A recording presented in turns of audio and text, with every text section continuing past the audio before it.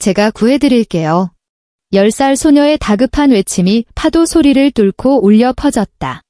작은 손이 차가운 바닷물을 헤치며 필사적으로 움직였다. 하늘은 자신보다 몇 배나 큰 남자를 향해 물속으로 뛰어들었다. 아저씨, 눈 떠요. 제발 눈 떠요. 의식을 잃은 채 파도에 떠밀려온 남자의 얼굴에서 핏기가 사라져가고 있었다. 입술은 파랗게 질려 있었고 숨소리도 거의 들리지 않았다. 사실 이 남자가 바다에 떠내려오게 된 건 12시간 전의 일이었다. 인천 송도의 높은 빌딩 39층 대항해운 회장실에서 강태준은 창밖을 바라보고 있었다. 39살의 그는 10년 만에 이룬 성공을 자랑스러워했다. 책상 위에는 중국 상하이 계약서가 놓여 있었다. 1천억 원 규모의 대형 프로젝트였다. 태준의 손끝이 계약서를 쓰다듬자 차가운 종이의 촉감이 느껴졌다. 형, 축하해. 문이 열리며 동생 강태웅이 들어왔다. 37살의 태웅은 회사 전무이자 태준의 유일한 혈육이었다. 하지만 그의 눈빛에는 축하보다는 다른 감정이 서려 있었다. 고마워, 태웅아. 우리 회사가 드디어 대기업 반열에 올랐구나. 태준은 기분 좋게 웃었지만 태웅의 표정은 굳어 있었다. 그의 주먹이 주머니 속에서 손톱이 손바닥에 파고들 정도로 꽉 쥐어져 있었다. 형은 참 운이 좋아. 10년 전에 여자 하나 버리고 중국 갔더니 이렇게 성공하고. 순간 태준의 얼굴이 어두워졌다. 10년 전 이야기는 그에게 아직도 아픈 상처였다. 가슴 깊은 곳에서 묵직한 무언가가 올라왔다. 그 얘기는 하지 마. 왜? 부끄러워. 사랑하는 여자 버리고 성공한 게? 태웅의 목소리에 독이 서려 있었다. 태준은 동생을 이상하게 바라봤다. 오늘따라 태웅이 유독 공격적이었다. 형, 오늘 저녁에 중요한 사람을 만나야 해. 새 투자자야. 태웅이 갑자기 말을 바꿨다. 태준은 의심스러웠지만 혈육에 대한 신뢰로 동생을 믿었다. 어디서 만나는데? 서해안 쪽 포구야. 조용한 곳에서 만나고 싶다고 하더라고. 2시간 후 태준은 태웅의 차를 타고 서해안으로 향했다. 해가 지고 붉은 노을이 바다를 물들이고 있었다. 아름다운 풍경이었지만 왠지 불길한 기분이 들었다. 차는 점점 인적 드문 곳으로 향했고 포구 주변에는 아무도 없었다. 태준의 등골에 서늘한 기운이 흘렀다. 태웅아, 여기가 맞아? 사람이 아무도 없는데? 태준이 차에서 내리며 주변을 둘러봤다. 바람이 세게 불어 머리카락이 눈을 찔렀다. 손으로 머리를 넘기며 태웅을 바라봤다. 맞아, 형, 여기가 맞아. 태웅의 목소리가 차갑게 변해 있었다. 태준은 뭔가 잘못됐다는 걸 직감했다. 심장이 빨리 뛰기 시작했다. 투자자는 어디 있는 거야? 투자자. 그런 사람 없어, 형. 태웅이 웃으며 말했지만 그 웃음은 섬뜩했다. 태준의 온몸에 소름이 돋았다. 뭔 소리야? 태웅아, 장난하는 거지? 태준이 한 걸음 뒤로 물러섰다. 본능적으로 위험을 감지한 것이다. 10년 동안 참았어. 형은 항상 모든 걸 가져갔지? 부모님 사랑도, 회사도, 성공도. 태웅의 눈에서 오랫동안 쌓인 분노가 터져나왔다. 나는 뭐야? 항상 2등이야. 항상 형 그림자야. 태웅아, 진정해. 우리 형제잖아. 태준이 손을 내밀었지만 태웅은 뒤로 물러서며 주머니에서 작은 스프레이 같은 것을 꺼냈다. 미안해, 형, 하지만 이제 내 차례야. 태웅이 스프레이를 태준의 얼굴에 뿌렸다. 순간 태준의 시야가 흐려지고 다리에 힘이 풀리며 비틀거렸다. 머리가 핑 돌았다. 태웅, 왜? 태준의 목소리가 점점 작아졌다. 의식이 흐려지며 몸이 앞으로 기울었다. 태웅은 그런 형을 차갑게 바라봤다. 잘 가, 형, 이제 모든 게 내 거야. 태준의 몸이 선착장에서 바다로 떨어졌다. 큰 물소리가 났고 차가운 바닷물이 온몸을 감쌌다. 의식을 잃은 태준은 파도에 휩쓸려 떠내려갔다. 그리고 12시간이 흘렀다. 새벽 6시, 서해안의 작은 어촌 마을. 조개를 캐러 나온 10살 소녀 하늘이 해변에서 떠내려온 남자를 발견한 것이었다. 어머, 사람이다. 하늘의 심장이 쿵 떨어졌다. 하지만 곧 용기를 냈다. 엄마가 항상 위험에 처한 사람을 보면 반드시 도와야 한다고 말했기 때문이었다. 하늘은 망설이지 않고 바다로 뛰어들었다. 차가운 물이 몸을 휘감았지만 무서워하지 않았다. 작은 팔로 태준의 몸을 끌어당겼다. 아저씨, 죽으면 안 돼요. 하늘의 목소리에 간절함이 담겨 있었다. 온 힘을 다해 태준을 해변으로 끌어왔다. 숨이 턱까지 찼지만 포기하지 않았다. 드디어 해변에 도착한 하늘은 태준의 얼굴을 두드렸다. 아저씨, 숨 쉬고 있어요. 제발 일어나요. 태준이 기침을 하며 물을 토해냈다. 하늘은 안도의 한숨을 쉬었다. 다행이다. 살아있어요. 하늘은 집에서 가져온 담요로 태준을 덮어주고 어깨에 팔을 걸쳐 천천히 일으켜 세웠다. 아저씨, 우리 집에 가요. 엄마가 도와주실 거예요. 태준은 의식이 몽롱했지만 하늘의 따뜻한 손길을 느꼈다.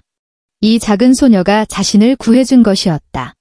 두 사람은 천천히 마을 쪽으로 걸어갔다.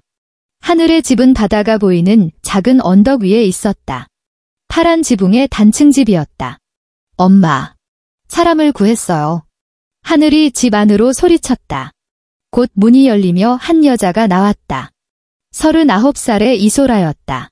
소라는 땀이 젖은 채로 낯선 남자를 부축하고 있는 모습을 보고 깜짝 놀랐다. 하지만 그 남자의 얼굴을 본 순간 온몸이 얼어붙었다. 그 남자는 10년 전에 자신을 버리고 떠난 강태준이었거든요. 소라의 얼굴에서 핏기가 싹 빠졌다. 손에 들고 있던 접시가 떨어져 바닥에서 산산이 부서졌다. 도자기 조각들이 사방으로 튀었지만 소라는 그것조차 느끼지 못했다. 10년, 정확히 10년 2개월 만의 재회였다. 그 남자의 얼굴은 예전보다 더 날카로워져 있었고 성공한 사업가의 품격이 온몸에서 풍겨나왔다. 하지만 지금은 젖은 머리카락이 이마에 붙어 있고 비싼 정장은 바닷물에 흠뻑 젖은 초라한 모습이었다. 엄마, 왜 그래요? 하늘이 걱정스러운 목소리로 물었다. 엄마의 굳어진 표정을 보고 무언가 이상하다는 걸 느낀 것이다. 소라야. 태준의 입에서 떨리는 목소리가 나왔다. 10년 동안 꿈에서만 불렀던 이름이었다. 소라는 아무 대답도 하지 않고 그냥 차갑게 서 있을 뿐이었다. 엄마, 이 아저씨 알아요. 하늘이 엄마와 아저씨를 번갈아 바라보며 둘 사이에 흐르는 묘한 긴장감을 느꼈다. 들어와. 소라가 짧고 차갑게 말했다. 하늘 앞에서 감정을 드러내고 싶지 않았기 때문이었다. 하늘이 태준을 부축해서 거실로 들어갔다. 작지만 따뜻한 집이었다. 벽에는 하늘의 그림들이 빼곡히 붙어 있었다. 대부분 파란 바다와 하얀 구름이 그려진 바다 그림이었다. 태준은 소파에 앉으며 주변을 둘러봤다. 10년 전과는 완전히 다른 소라의 삶이었다. 가슴 한편이 아려왔다. 소라가 수건을 가져와 태준 앞에 부드럽게 건네주는 게 아니라 던져주었다. 그 작은 행동에서도 차가움이 느껴졌다. 고마워. 태준이 작은 목소리로 말했다. 수건으로 젖은 머리를 닦으며 소라를 바라봤다. 여전히 아름다웠지만 예전의 따뜻한 미소는 찾아볼 수 없었다. 아저씨, 이름이 뭐예요? 하늘이 호기심 어린 눈으로 태준을 바라봤다. 강태준이야. 태준이 대답했다. 자신의 이름을 말하는 게 이렇게 어색할 줄은 몰랐다. 강태준 아저씨, 저는 이하늘이에요. 10살이에요. 하늘이 밝게 웃으며 자기소개를 했다. 그 순간 태준의 시선이 하늘에게 고정되었다. 뭔가 묘한 느낌이 들었다. 하늘의 눈매가 자신과 닮아 있었다. 눈이 조금 치켜 올라간 것도, 웃을 때 나타나는 작은 보조개도. 심장이 빨리 뛰기 시작했다. 하늘아, 방에 가서 옷 갈아입어. 젖었잖아. 네, 엄마. 하늘이 방으로 들어가자 거실에는 차가운 침묵이 흘렀다. 왜 하필 여기야? 소라가 첫마디를 꺼냈다. 목소리가 떨리고 있었다. 소라야, 나는... 입 닥쳐. 소라가 태준의 말을 잘랐다. 눈에서 분노가 타오르고 있었다. 10년 동안 한 번도 연락 안 하더니 이제 와서 뭐가 하고 싶은 거야? 태준은 아무 말도 할 수 없었다. 10년간 소라를 완전히 잊고 살았으니까. 너 때문에 내가 얼마나 힘들었는지 알아? 소라의 목소리가 점점 높아졌지만 하늘이 들을까 봐 최대한 참고 있었다. 혼자서 모든 걸 감당해야 했어. 소라의 눈가가 촉촉해졌다. 10년 전 임신 사실을 알았을 때의 그 막막함, 홀로 아이를 낳았을 때의 그 외로움이 떠올랐다. 태준은 소라의 말에서 뭔가 더 깊은 의미를 느꼈다. 소라야, 무슨 뜻이야? 혼자서 뭘 감당했다는 거야? 태준의 질문에 소라는 입을 꽉 다물었다. 상관없어. 이제 와서 알고 싶어 하지 마. 그때 하늘이 방에서 나왔다. 깔끔한 옷으로 갈아입고 머리도 말린 채였다. 아저씨, 좀 나아지셨어요. 하늘의 순수한 질문에 태준의 마음이 아팠다. 응, 많이 좋아졌어. 너 덕분이야. 태준이 진심으로 말했다. 근데 하늘아, 아빠는 어디 계시니? 태준이 자연스럽게 물어봤다. 소라의 얼굴이 순간 굳어졌다. 아빠는 하늘나라에 계셔요. 제가 태어나기 전에 돌아가셨대요. 하늘의 대답에 태준의 가슴이 쿵 내려앉았다. 소라를 바라봤지만 소라는 시선을 피했다. 그 순간 태준은 확신했다. 하늘의 나이, 10년이라는 시간, 그리고 자신을 닮은 외모까지. 모든 퍼즐 조각들이 맞아떨어지고 있었다. 밤 9시, 하늘은 일찍 잠자리에 들었다. 거실에는 태준과 소라만 남았다. 촛불 하나가 테이블 위에서 흔들리고 있었다. 우리 얘기 좀 해야겠다. 소라가 무거운 목소리로 말했다. 정말 미안했어. 태준이 떨리는 목소리로 말했다. 미안하다고 다 해결돼? 10년이라는 시간이 돌아와? 소라야, 하늘이는? 태준이 조심스럽게 물어보려 했지만 소라가 손을 들어 막았다. 오늘은 여기까지야. 더 이상 얘기하기 싫어. 소라가 일어서며 말했다. 감정이 격해지기 전에 정리하고 싶었다. 태준은 더 묻지 못했다. 하지만 마음속으로는 확신하고 있었다. 하늘이가 자신의 딸이라는 것을. 새벽 6시 서해안에 해가 떠오르고 있었다. 태준은 잠을 이루지 못하고 소라의 집마당에서 바다를 바라보고 있었다. 아저씨, 벌써 일어나셨어요. 뒤에서 하늘의 맑은 목소리가 들렸다. 하늘이 작은 바구니를 들고 서 있었다. 조개 캐러 가요. 매일 아침마다 가거든요. 아저씨도 같이 갈래요? 하늘의 순수한 제안에 태준의 마음이 조금 따뜻해졌다. 그는 고개를 끄덕였다. 두 사람은 함께 해변으로 향했다. 하늘은 능숙하게 조개를 찾아냈다. 작은 손으로 모래를 파내는 모습이 귀여웠다. 아저씨, 여기 큰 조개 있어요. 하늘이 신나게 외쳤다. 태준도 옆에서 함께 모래를 팠다. 언제 마지막으로 이렇게 순수한 즐거움을 느꼈는지 기억나지 않았다. 하늘아, 매일 이렇게 조개를 캐니? 네, 엄마랑 저랑 먹을 반찬을 만들어야 해요. 가끔 마을 아저씨들한테 팔기도 하고요. 어린아이가 생계를 도우려 하고 있다는 사실에 태준의 가슴이 짠해졌다. 아저씨는 어떤 일 하세요? 하늘이 호기심 어린 눈으로 물었다. 배와 관련된 일을 해. 우와. 그럼 큰 배 타보셨어요?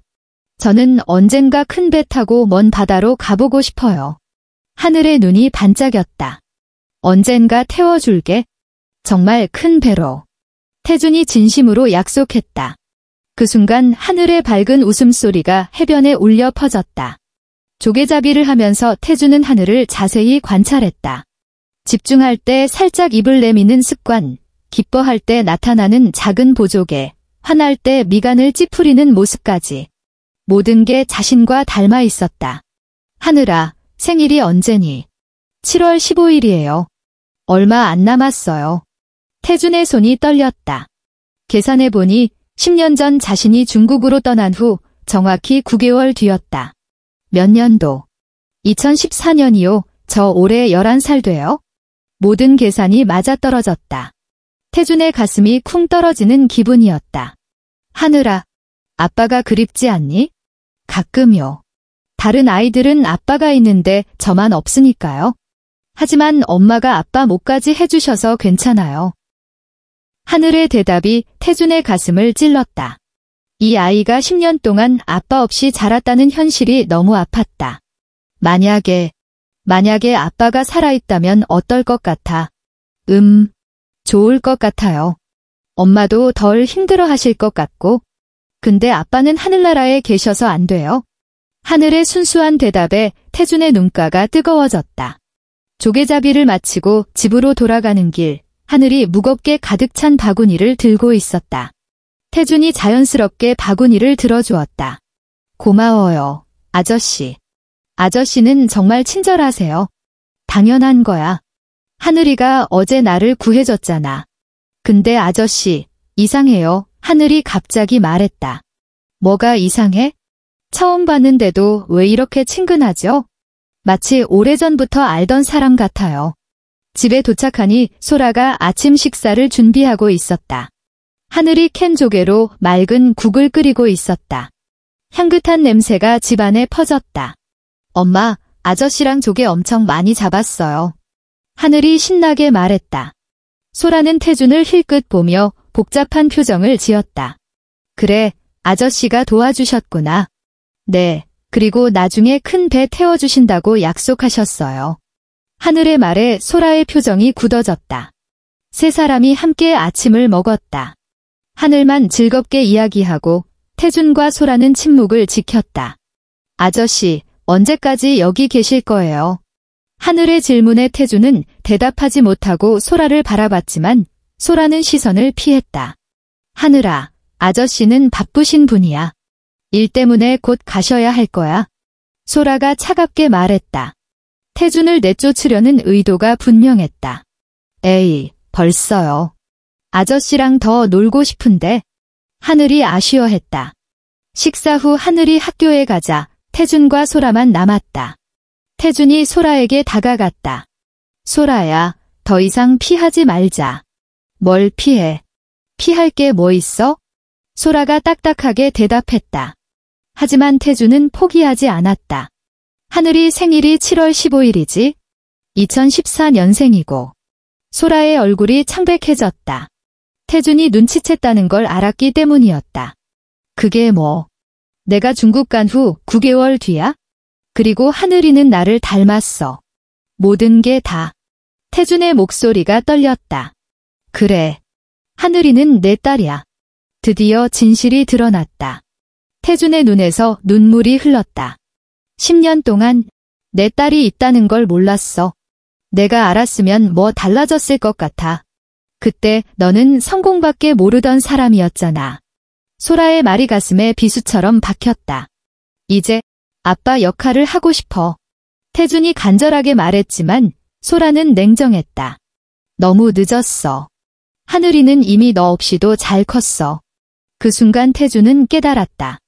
진짜 중요한 건 성공이 아니라 가족이었다는 걸. 하지만 그걸 깨달았을 때는 이미 너무 늦었을지도 모른다는 두려움이 밀려왔다.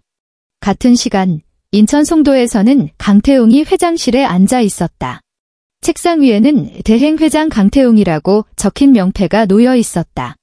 형이 없으니까 회사가 더 조용하네. 태웅이 혼자 중얼거렸다. 입가에 차가운 미소가 떠올랐다.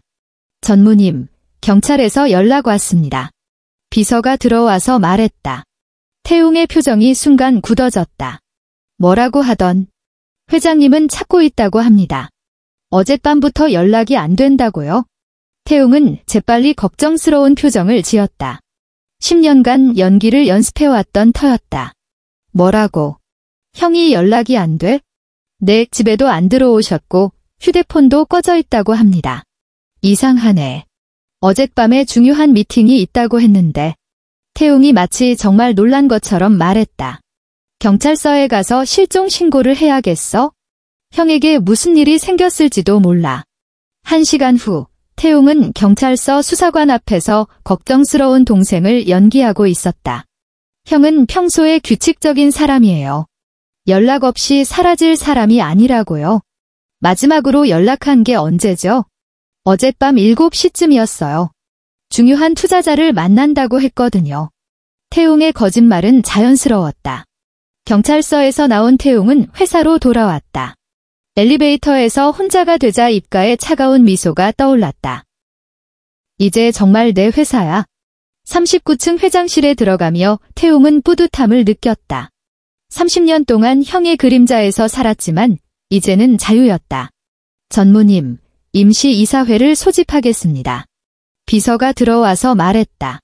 태웅이 고개를 끄덕였다. 좋아. 회장이 실종된 상황에서 회사가 흔들리면 안 되니까. 오후 2시 이사회가 열렸다. 태웅은 회의 테이블 맨 앞자리에 앉았다. 회장님이 실종되신 상황에서 회사 운영에 차질이 없도록 해야 합니다. 태웅이 엄숙한 표정으로 말했다. 전무님이 대행으로 회사를 이끌어 주셔야겠습니다. 한 이사가 말했다. 태웅은 마치 부담스러워하는 것처럼 연기했다. 제가 형을 대신할 수 있을까요? 하지만 회사를 위해서라면 형님이 돌아오실 때까지 전무님이 모든 권한을 가지시는 게 좋겠습니다. 이 사회가 끝나고 태웅은 혼자 회장실에 남았다. 태준의 서류들을 하나씩 살펴보았다. 형, 미안해. 하지만 이제 내 시대야. 태웅이 중얼거렸다. 그때 휴대폰이 울렸다. 모르는 번호였다. 여보세요? 전무님, 저 어젯밤에 일 도와드린 사람이에요. 태웅의 얼굴이 굳어졌다. 어젯밤 형을 바다에 버리는 걸 도운 조직원이었다.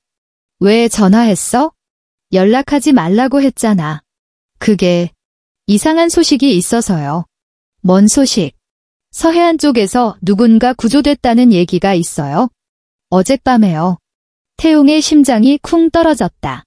설마 형이 살아있는 건 아닐까? 확실한 거야? 100% 확실하지는 않아요. 하지만 혹시 모르니까 확인해보는 게. 알겠어.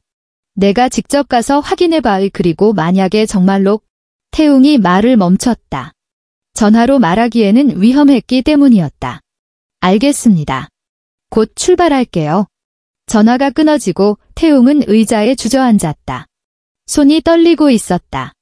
설마 형이 살아있을 리 없어. 하지만 불안감을 떨칠 수 없었다. 안 돼, 이제 와서 모든 걸 포기할 수는 없어. 태웅이 결심을 굳혔다. 형이 살아있다면 완전히 제거해야겠다고.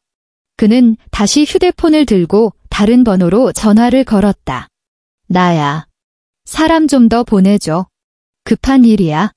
그날 밤 서해안 어촌마을에서는 차 소리가 점점 가까워지고 있었다. 태준은 직감적으로 뭔가 잘못됐다는 것을 느꼈다. 소라야, 하늘이를 안전한 곳으로 데려가. 내 동생이 나를 찾고 있을 거야. 위험할 수 있어? 하늘이는 내가 지킬게. 절대로 다치게 하지 않을 거야. 태준의 목소리에 확신이 담겨 있었다. 이제는 도망가지 않을 생각이었다. 지켜야 할 가족이 생겼으니까. 차 소리가 멈췄다. 태준은 창문 틈으로 조심스럽게 밖을 내다봤다. 검은색 SUV 2대에서 남자들이 내리고 있었다. 몇 명이야? 소라가 떨리는 목소리로 물었다. 6명. 태웅이가 확실하게 끝내려는 거야? 태준이 주먹을 꽉 쥐었다. 소라는 재빨리 하늘이 방으로 들어가 아이를 깨웠다. 하늘아, 일어나. 지금 집에서 나가야 해. 조용히 해야 돼. 소라의 심각한 표정을 본 하늘이는 바로 정신이 들었다. 저쪽 산으로 가자. 마을 사람들 집에 피해가 가면 안 돼. 세 사람은 조용히 뒷문으로 나가 산길로 향했다. 어느 정도 안전한 거리에 도달했을 때 소라가 멈춰섰다. 하늘아, 엄마가 할 말이 있어? 소라의 표정이 너무 심각해서 하늘이는 무서웠다. 이 아저씨, 강태준 아저씨는 하늘이의 아빠야. 하늘이 눈이 커졌다. 뭐라고요? 아빠는 하늘나라에 계신다고 했잖아요. 미안해, 하늘아. 엄마가 거짓말한 거야? 하늘이가 태준을 바라봤다. 갑작스러운 진실에 혼란스러웠지만 한편으로는 이해가 됐다. 처음 봤는데도 왜 그렇게 친근했는지. 그럼 정말 아빠예요. 하늘이 떨리는 목소리로 물었다. 태준이 무릎을 꿇고 하늘과 같은 높이가 됐다. 응, 하늘아. 아빠야. 늦게 알게 돼서 미안해. 하늘이가 갑자기 태준을 꽉 안았다. 10년 동안 그리워했던 아빠를 드디어 만난 것이었다. 아빠. 정말 우리 아빠예요? 응, 우리 하늘이 아빠야. 태준도 딸을 꽉 안아주었다. 눈물이 흘렀다. 그때 멀리서 손전등 불빛이 보였다. 추격자들이 이쪽으로 오고 있었다. 더 깊숙이 들어가자. 태준이 두 사람의 손을 잡았다. 더 깊은 산속으로 들어가 작은 동굴을 찾았다. 밖에서는 추격자들의 목소리가 점점 가까워지고 있었다. 여기 있는 것 같은데? 저기다. 갑자기 한 남자가 동굴을 발견했다. 손전등 불빛이 동굴 안을 비췄다. 나와. 다 봤어. 태준이 앞으로 나서며 두 사람을 뒤로 숨겼다. 하늘이와 소라는 건드리지 마. 나만 데려가. 그런 건 우리가 정할 일이야. 남자들 5명이 동굴 안으로 들어오기 시작했다. 아빠, 하늘이가 무서워서 울기 시작했다. 가족이 보고 싶었지? 이제 다 함께 갈 수 있을 거야? 남자 중 하나가 차가운 미소를 지으며 말했다. 태준은 더 이상 참을 수 없었다. 절대 안 돼. 건드리지 마. 내 가족이야. 태준이 소리치며 남자들에게 달려들었다. 가족을 지키겠다는 일념으로 평소보다 훨씬 강한 힘이 나왔다. 아빠, 조심해요. 하늘이의 외침이 동굴에 울려 퍼졌다. 그때 동굴 밖에서 또 다른 목소리가 들렸다. 거기 누구야? 밤늦게 산에서 들려오는 소리를 이상하게 여긴 마을 사람들이었다. 마을 사람들이다. 빨리 철수해. 남자들은 예상치 못한 마을 사람들의 등장에 당황하기 시작했다. 아저씨들, 도와주세요. 나쁜 사람들이에요. 하늘이가 마을 사람들에게 소리쳤다. 남자들은 서둘러 도망치기 시작했다. 다들 괜찮아? 마을 이장님이 물었다. 태준은 하늘이와 소라를 꽉 안았다. 네, 괜찮아요. 정말 고마워요. 마을로 내려가는 길에 하늘이가 말했다. 아빠, 저 정말 무서웠는데 아빠를 지키고 싶었어요. 하늘아, 고마워. 아빠를 지켜줘서. 태준의 눈에서 눈물이 흘렀다. 우리는 진짜 가족이에요. 서로를 지키는 가족. 하늘의 밝은 선언에 소라도 웃음을 지었다. 세 사람은 손을 맞잡고 마을로 향했다. 이제 정말 새로운 시작이었다. 사건 후 태준은 경찰서에 모든 사실을 진술했고 태웅과 그의 조직원들은 모두 체포되었다. 태웅은 횡령, 배임, 살인미수 등 여러 혐의로 최소 15년의 징역형을 선고받았다. 태준은 대항해운 회장으로 복고했고 회사에 큰 변화를 선언했다.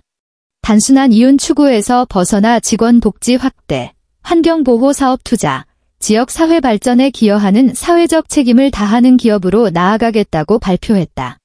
그리고 그는 가장 먼저 하늘이가 자신을 구해준 그 서해안 마을의 해양생태 연구소를 건설하는 프로젝트를 시작했다. 마을 사람들은 일자리가 생기고 마을이 활기를 되찾게 될 거라며 기뻐했다. 몇 달 후 태준은 회사 일을 유능한 직원들에게 맡기고 주말마다 마을로 내려와 하늘, 소라와 함께 시간을 보냈다.